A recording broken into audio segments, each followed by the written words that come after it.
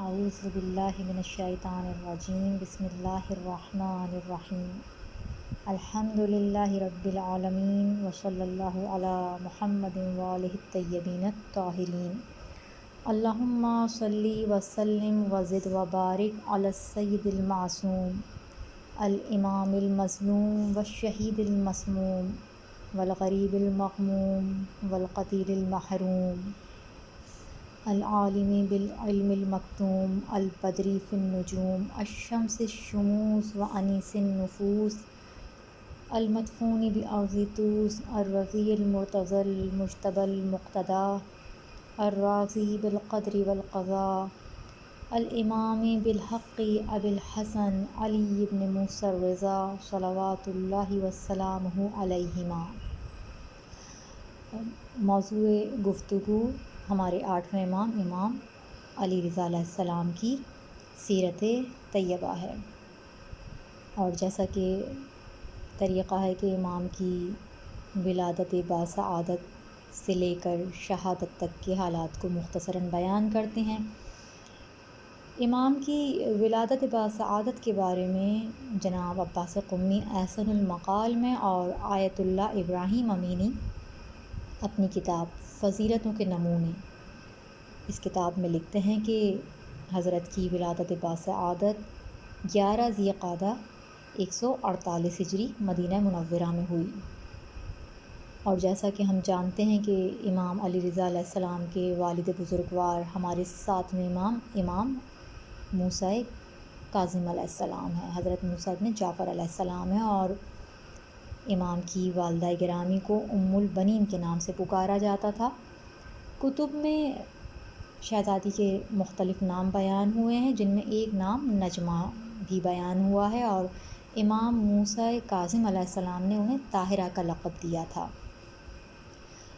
سیرت ائمہ اہل بیت علیہم السلام میں علامہ ہاشم معروف حزنی لکھتے ہیں کہ امام علی رضا علیہ السلام 30 سال سے کچھ اوپر مدت اپنے والد بزرگوار کے زیر سایہ رہے، اور آیت اللہ ابراہیم امینی کہتے ہیں کہ امام علی رضا علیہ السلام کی عمر مبارک 55 سال تھی اور آپ کی امامت کا زمانہ 20 سال تھا۔ امام موسیٰ کاظم علیہ السلام کی شہادت کے بعد امام علی رضا علیہ السلام مسند امامت پر فائز ہوئے، اور اپنے اجداد اور والد بزرگوار کی طرح تمام انسانی کمالات سے آراستہ تھے۔ اپنے زمانے کے لوگوں میں مشہور اور منفرد شخصیت کے طور پہ پہچانے جاتے تھے، اور شیخ مفید علیہ الرحمہ نے تحریر کیا ہے کہ امام موسیٰ ابن جعفر علیہ السلام کے بعد آپ کے فرزند علی ابن موسیٰ الرضا امام ہوئے، اور آپ اپنے تمام بھائیوں اور دوسرے اہل بیت میں سب سے افضل تھے۔ آپ کا علم، حلم، تقوی اور قوت استدلال سب پر واضح تھی۔ شیعہ سنی سب امام علی رضا علیہ السلام کے فضائل و کمالات کا اعتراف کرتے تھے، اور آپ کی امامت کے بارے میں آپ کے والد بزرگوار امام موسیٰ کاظم علیہ السلام نے واضح طور پر اعلان کر دیا تھا۔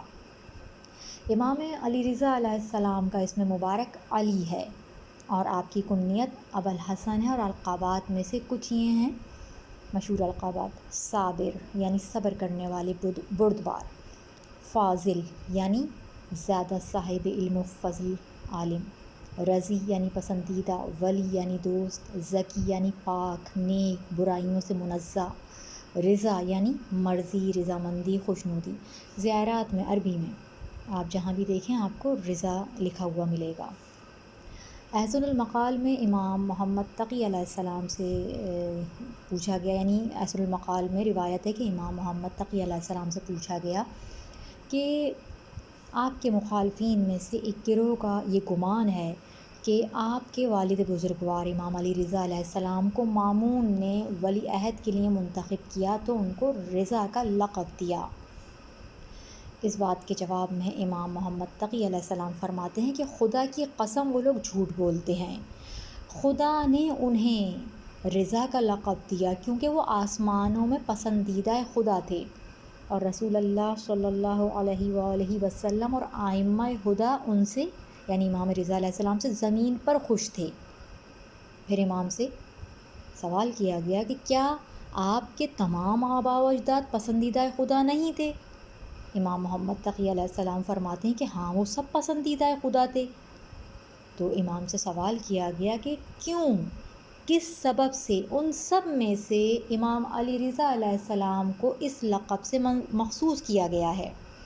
تو امام محمد تقی علیہ السلام نے فرمایا اس لیے کہ انہیں یعنی امام رضا علیہ السلام کو دشمنوں اور مخالفوں نے بھی پسند کیا اور ان سے راضی تھے جیسا کہ دوست ان سے خوش تھے۔ آیت اللہ ابراہیم امینی نے روایت بیان کی ہے کہ امام موسیٰ کاظم علیہ السلام نے جس سال کی ان کی شہادت ہونے والی تھی اس سال فرمایا تھا کہ اس سال میں اسیر کر کے زندان لے جایا جاؤں گا، اس وقت یعنی شہادت کے بعد امر امامت میرے بیٹے کی طرف منتقل ہو جائے گا جو علی ہے اور حضرت علی علیہ السلام کا ہم نام ہے۔ پہلے علی حضرت علی ابن ابی طالب علیہ السلام ہیں، دوسرے علی حضرت علی ابن حسین علیہ السلام ہیں۔ امام موسیٰ کاظم علیہ السلام کا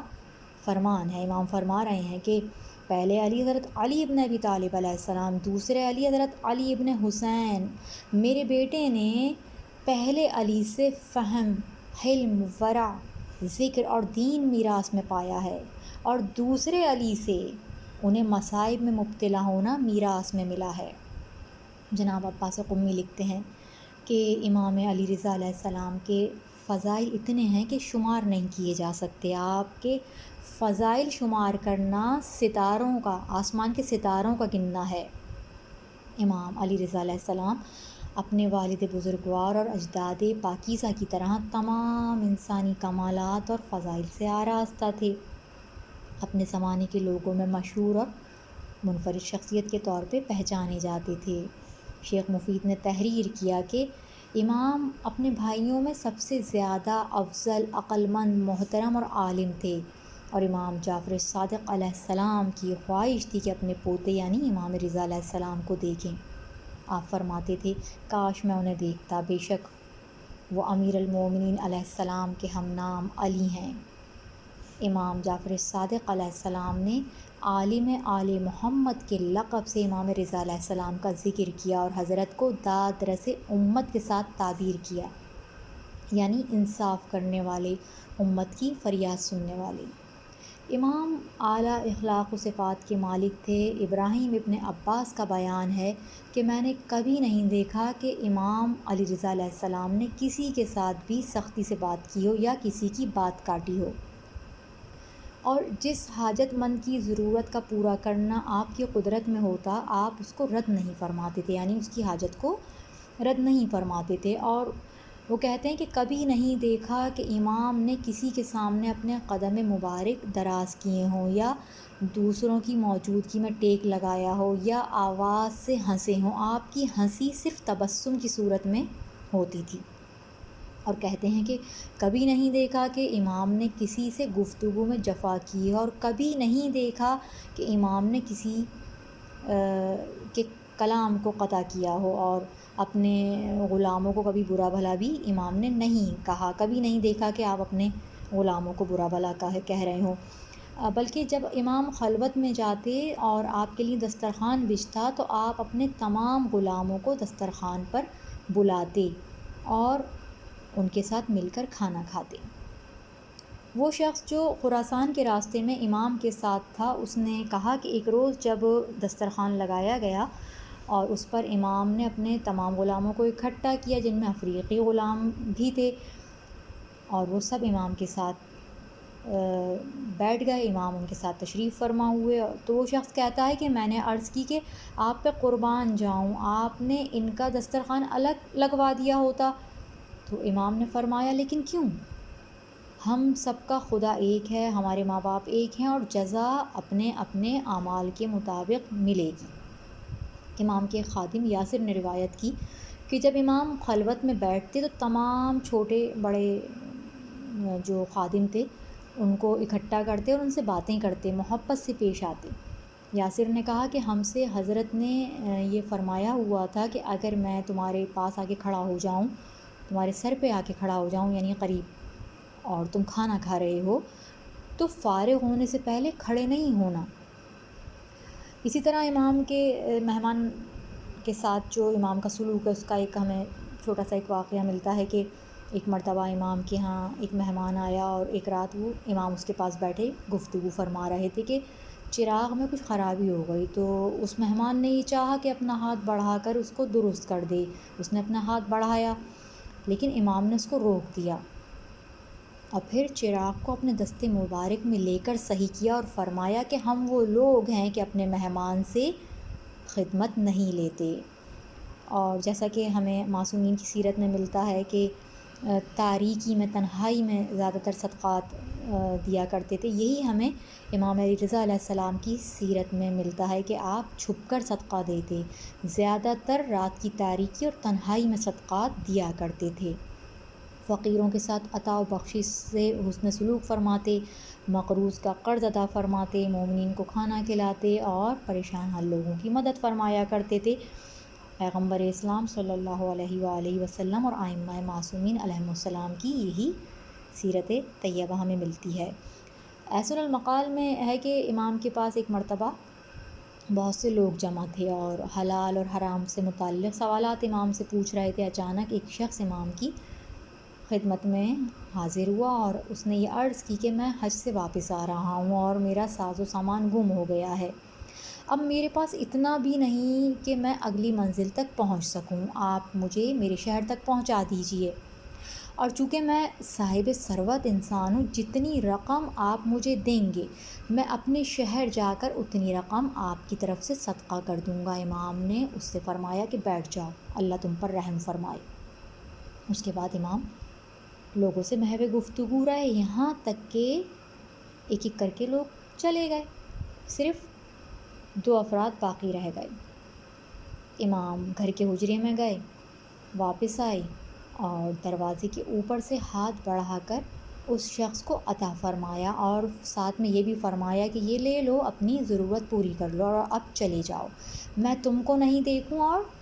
تم مجھ کو نہیں دیکھو۔ اور اس وقت امام نے اپنے چہرہ مبارک کو اس شخص سے چھپا لیا۔ وہاں پر جو 2 افراد باقی رہ گئے تھے ان میں سے ایک نے کہا کہ آپ پر قربان جاؤں، آپ نے اس شخص کو عطا فرمایا، رحم و کرم فرمایا، پھر آپ نے چہرہ مبارک کیوں چھپایا ہے؟ امام نے فرمایا اس خوف سے چھپایا ہے کہ میں اس کے چہرے پر سوال کی ندامت نہ دیکھوں جبکہ میں اس کی حاجت پوری کر رہا تھا۔ کیا تم نے رسول اللہ صلی اللہ علیہ وآلہ وسلم کی یہ حدیث نہیں سنی کہ نیکی کو چھپانے والے کا اجر 70 حج کے برابر ہے؟ امام نے خراسان میں عرفے کے دن اپنا تمام مال راہ خدا میں دے دیا۔ فضل ابن سہل نے کہا تھا کہ آپ کے اس طرح بخشش کرنے میں مصلحت نہیں، نقصان ہے، تو امام نے فرمایا نقصان نہیں بلکہ اصل نفع یہی ہے کہ جو چیز راہ خدا میں آخرتی جزا کی امید پر دے دی جائے اس کو نقصان نہ سمجھو۔ بیان کیا گیا ہے کہ امام کھانا کھاتے وقت ایک بڑا برتن دسترخوان کے پاس رکھ لیتے تھے اور ہر کھانے میں سے بہترین حصے کی ایک مقدار لے کر برتن میں رکھتے جاتے، پھر حکم دیتے کہ اسے مساکین میں تقسیم کر دیا جائے، اور اس وقت سورہ بلد کی آیات کی تلاوت فرماتے، فَلَاقْتَحَمَ الْعَقَبَةَ، پھر وہ گھاٹی پر سے ہو کر کیوں نہیں گزرا، اور تم کو کیا معلوم گھاٹی کیا ہے؟ کسی کی گردن کا غلامی یا قرض سے چھڑانا یا بھوک کے دن کھانا کھلانا۔ امام فرماتے خدا جانتا ہے کہ ہر انسان غلام آزاد کرانے پہ قادر نہیں ہے، بس خدا نے غریبوں کو کھانا کھلانے کے ذریعے تمام لوگوں کے لیے جنت کا راستہ کھول دیا ہے۔ امام نے ایک صحابی سے فرمایا کہ ہر صاحب نعمت اس وقت تک خطرے میں ہوتا ہے جب تک کہ اس کے مال و متاع پر اللہ کے حقوق باقی ہوتے ہیں، کیونکہ انسان کو ملی ہوئی نعمتوں میں اللہ کے حقوق ہوتے ہیں۔ جب تک کہ میں وہ حقوق ادا نہ کر لوں جو مجھ پر عائد ہوتے ہیں میں اس معاملے میں اللہ سے ڈرتا رہتا ہوں۔ صحابی نے عرض کی آپ پر قربان جاؤں، آپ اپنے اعلیٰ مرتبے کے باوجود اس قدر خوف کھاتے ہیں؟ تو امام فرماتے ہیں ہاں، اور اس کے ساتھ ہی میں ان نعمتوں پر خدا کا شکر ادا کرتا ہوں جو اس نے مجھے عطا کی ہیں۔ امام عبادات بھی اپنے آباء و اجداد کی طرح انجام دیا کرتے تھے، اپنے آباء و اجداد کی طرح ہی عبادات میں کوشش فرماتے، واجب نمازیں اول وقت انتہائی خضوع و خشوع کے ساتھ ادا فرماتے، نافلہ نمازوں کی پابندی فرماتے، شب زندہ دار تھے۔ ابراہیم ابن عباس کا بیان ہے کہ امام رات میں بہت کم سوتے، زیادہ تر بیدار رہتے، اکثر صبح تک عبادت میں مصروف رہتے تھے، کبھی نماز شب کو ترک نہیں کرتے، دعا، ذکر، قرآن کی تلاوت میں مصروف رہتے، ہر 3 دن میں ایک قرآن پاک ختم فرماتے اور فرماتے کہ اگر چاہوں تو اس سے کم مدت میں بھی ختم کر سکتا ہوں، مگر جس آیت کو پڑھتا ہوں اس آیت اور اس کی شان نزول کے بارے میں غور و فکر کرتا ہوں۔ جب رات کو بستر پہ تشریف فرما ہوتے امام تو قرآن کی تلاوت زیادہ کرتے، اور جس آیت میں جنت یا جہنم کا ذکر ہوتا تو گریہ کرتے، خدا سے جنت کا سوال اور جہنم سے خدا کی پناہ طلب کرتے۔ امام روزے بہت رکھتے تھے اور مہینے کے 3 روزے کبھی نہیں چھوڑتے تھے، فرماتے تھے کہ ہر مہینے میں 3 روزے رکھنے سے پوری عمر کے روزے رکھنے کا ثواب ملتا ہے۔ رجا ابن ابی ضحاک کا بیان ہے کہ مامون نے مجھے حکم دیا تھا کہ امام کو مدینے سے طوس لاؤں اور دن رات ان کی نگرانی کروں۔ خدا کی قسم میں نے ان سے زیادہ متقی اور ان سے زیادہ کثرت سے ذکر خدا کرنے والا اور خدا ترس کسی اور کو نہیں دیکھا۔ امام نماز صبح پڑھنے کے بعد مصلی پہ تشریف فرما رہتے، مسلسل تسبیح و تمہید و تکبیر اور تحلیل کرتے، اور رسول اللہ صلی اللہ علیہ وآلہ وسلم اور ان کی آل پاک پر صلوات بھیجتے رہتے یہاں تک کہ سورج طلوع ہو جاتا۔ اس کے بعد سجدے میں جاتے اور سورج بلند ہونے تک سجدے میں ہی رہتے، اس کے بعد سر مبارک اٹھاتے اور لوگوں سے گفتگو فرماتے، حدیث بیان کرتے، نصیحت فرماتے، پھر تجدید وضو کرتے اور مصلی کی طرف واپس پلٹ جاتے۔ رجا ابن ابی ضحاک نے انتہائی تفصیلات امام کی عبادات سے متعلق بیان کی ہیں، اور جب رجا ابن ابی ضحاک مامون کے پاس پہنچا اور اس نے سفر کے حالات مامون نے جب پوچھے ہیں اور انہوں نے سفر کے حالات بیان کیے ہیں تو مامون نے امام کی حالات سن کر، یہ فضائل سن کر یہ کہا کہ ہاں بے شک علی ابن موسیٰ بہترین اہل زمین اور ان سے زیادہ عالم اور زیادہ عابد ہیں۔ میزان الحکمت کی روایت ہے کہ ابو سلط کہتے ہیں کہ امام لوگوں سے مختلف زبانوں میں گفتگو فرماتے تھے، خدا کی قسم آپ ان لوگوں سے زیادہ فصیح و بلیغ گفتگو کرتے تھے اور ان سے بہتر ان کی زبانوں کو جانتے تھے۔ ایک دن کہتے ہیں کہ میں نے امام سے پوچھا، فرزند رسول مجھے تعجب ہوتا ہے کہ آپ ان لوگوں کی مختلف زبانیں جانتے ہیں۔ امام نے فرمایا، ابو سلط میں خدا کی مخلوق پر اس کی حجت ہوں، خداوند عالم کسی قوم کے لیے ایسی حجت نہیں بھیجتا جسے اس قوم کی زبان کا علم نہ ہو۔ کیا تمہیں نہیں معلوم کہ امیر المومنین حضرت علی علیہ السلام کا ارشاد ہے کہ ہمیں فصل خطاب کا علم دیا گیا ہے؟ فصل خطاب زبانوں کے علم و معرفت کے علاوہ اور کیا ہے؟ اب امام سے توسل کے بارے میں ذکر کریں گے۔ ایام ہفتہ کے 7 دن 14 معصومین علیہم السلام سے منسوب ہیں، ہر دن کی زیارت ہے معصومین کی۔ بدھ کا دن امام موسیٰ کاظم علیہ السلام، امام علی رضا علیہ السلام، امام محمد تقی علیہ السلام اور امام علی نقی علیہ السلام سے منسوب ہے، اور اس دن کی ان 4 معصوم اماموں کی مشترکہ زیارت مفاد الجنان میں موجود ہے۔ اور یہ جو ایام ہفتہ کی جو زیارات ہیں معصومین کی، تقریباً ان تمام زیارات میں ایک جملہ کہا جا رہا ہے کہ آج میں آپ کی مہمان ہوں، آپ کا مہمان ہوں، آپ کی پناہ میں ہوں، مجھے پناہ دیجیے، میری بہترین مہمان نوازی کیجیے۔ ہم کوشش کریں کہ نماز فجر کے بعد یا دن میں کسی وقت یہ زیارت پڑھیں اور ہر دن خود کو ان کی پناہ میں دیں، معصومین کے مہمان بنیں۔ ہمارے پاس حاجات کے پورا ہونے کے لیے اہل بیت علیہم السلام کی دعاؤں اور ان کے بتائے ہوئے معتبر مستند اعمال کا خزانہ موجود ہے۔ ایک طریقہ ان میں یہ بھی ہے حاجات کی قبولیت کے لیے کہ علماء نے دن کو 12 ساعتوں میں تقسیم کیا ہے اور ہر ساعت کو 12 ائمہ میں سے ایک ایک امام کی طرف نسبت دی ہے،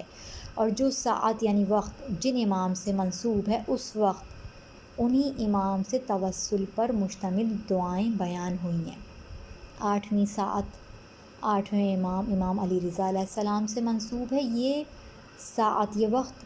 ظہر کے بعد 4 رکعت نماز کی ادائیگی کے وقت سے لے کر عصر تک ہے۔ اس میں اللہ سے دعا کی گئی ہے اور امام علی رضا علیہ السلام کا واسطہ دے کر دعا کی گئی ہے۔ 8ویں ساعت کی دعا یہ ہے کہ اے بہترین پکارے جانے والے، اے بہترین عطا کرنے والے، اے بہترین سوال کیے جانے والے، اے وہ جس کے نام سے دن کی روشنی چمکتی ہے اور رات کی تاریکی کو سیاہی ملتی ہے، جس کے نام سے سیلابوں کو روانی ملتی ہے اور جس نے اپنے دوستوں کو ہر بھلائی سے نوازا ہے، اے وہ جس کا نور آسمانوں سے بلند ہے، جس کی روشنی زمین سے بالا ہے، جس کی رحمت شرق و غرب پر چھائی ہوئی ہے، اے بہت دینے والے، میں تجھ سے علی ابن موسیٰ علیہ السلام کے حق کے واسطے سوال کرتی ہوں، رحمت فرما محمد و آل محمد پر اور میری یہ حاجت پوری فرما۔ اس کے بعد اپنی حاجت بیان کی جائے۔ یہ دعائیں زیارات مفاتیح الجنان میں موجود ہیں۔ جناب عباس قمی نے لکھا ہے کہ سفر میں سلامتی کے لیے اور وطن واپسی کے لیے، غم اور اندوہ اور غربت سے چھٹکارا پانے کے لیے امام سے توسل فائدہ مند ہے۔ ایک دعا جس کو مفاتیح الجنان میں دعائے توسل دیگر کے نام سے لکھا گیا ہے، اس میں 14 معصومین کے واسطے سے دعائیں کی گئی ہیں۔ تو امام علی رضا علیہ السلام کے واسطے سے خدا سے یوں دعا کی گئی ہے کہ اے معبود، میں سوال کرتی ہوں تجھ سے تیرے ولی حضرت علی ابن موسیٰ علیہ السلام کے حق کے واسطے کہ تو مجھے نجات دے، ان کے ذریعے سے، اور سلامت رکھ ان تمام باتوں سے جن سے میں ڈرتی ہوں اپنے تمام سفر میں، چاہے وہ سفر میدانوں کا ہو، دریاؤں، پہاڑوں، صحراؤں اور جنگلوں کا ہو۔ ہر خطرناک چیز سے محفوظ فرما، بے شک تو نرمی کرنے والا مہربان ہے۔ یہ سب بیان کرنے کا مقصد اس بات کی طرف توجہ دلانا ہے کہ ہم حاجات کی قبولیت کے لیے، مشکلات کے حل کے لیے غیر معتبر چیزوں کی طرف نہیں جائیں، بلکہ اہل بیت سے توسل کریں اور اپنے گھروں میں ایسی کتابوں کو، معتبر کتابوں کو رکھیں جن میں اہل بیت کی طرف سے روایات بیان ہوئی ہیں، دعائیں بیان کی گئی ہیں، مثلاً مفاتیح الجنان، صحیفہ سجادیہ یا گوہر یگانہ۔ مفاتیح الجنان میں امام کا ایک حرز بھی موجود ہے۔ حرز یعنی تعویذ، پناہ گاہ یا حفاظت کرنا۔ امام نے اس تعویذ کے بارے میں یہ فرمایا ہے کہ یہ وہ تعویذ ہے کہ جو شخص اسے اپنے گریبان میں رکھے گا بلائیں اس سے دور ہو جائیں گی۔ یہ تعویذ شیطان سے بچانے والا ہے، اور امام فرماتے ہیں اسے میں ہمیشہ اپنے پاس رکھتا ہوں۔ اور اس حرز کے بارے میں حکایت بیان کی گئی ہے کہ ابو سلط یہ کہتے ہیں کہ میرے مولا امام علی رضا علیہ السلام ایک روز اپنے مکان پر تشریف فرما تھے۔ مامون کا قاصد امام کی خدمت میں حاضر ہوا اور کہنے لگا کہ خلیفہ نے آپ کو بلایا ہے، اور امام اٹھ گئے اور مجھ سے فرمایا کہ اس وقت وہ مجھے ایک سخت امر کے لیے بلا رہا ہے، لیکن قسم بخدا وہ مجھے کوئی نقصان نہیں پہنچا سکتا ان کلمات کی وجہ سے جو میرے جد حضرت رسول اللہ صلی اللہ علیہ وآلہ وسلم سے مجھے ملے ہیں۔ ابو سلط کہتے ہیں کہ میں امام کے ساتھ تھا، امام خلیفہ کے پاس گئے اور جب حضرت کی نگاہ مامون پہ پڑی ہے، یعنی امام کی نگاہ، تو امام نے یہ حرز پڑھا